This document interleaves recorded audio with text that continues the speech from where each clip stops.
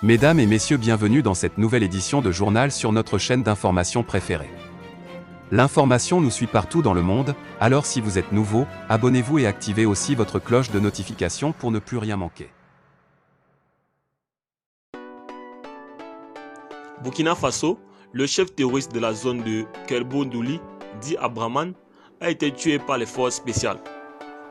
L'armée burkinabé a annoncé le 31 janvier 2022 la mort du chef terroriste de Kelbo, Douli dit Abdraman. Il a été tué par les forces spéciales dans la période du 15 au 23 janvier 2022. Douli dit Abdraman était activement recherché selon un communiqué de l'armée burkinabé.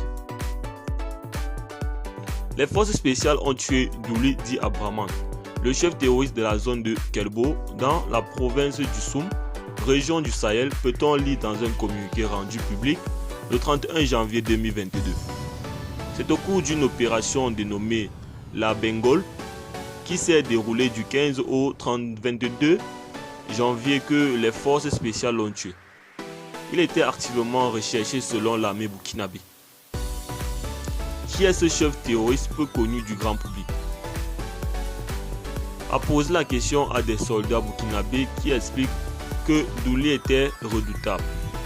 C'est un chef terroriste affilié au groupe de soutien à l'islam.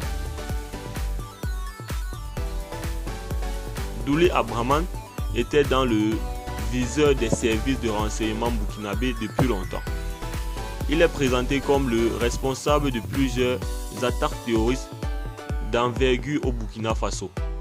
Les renseignements le présentent comme le responsable de l'attaque d'Inata le 14 novembre 2021.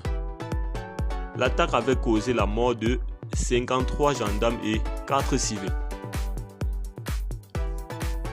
Les renseignements burkinabés lui imputent également la responsabilité de l'attaque du 22 novembre 2021 à Foubé, qui a fait 19 morts dont 9 gendarmes.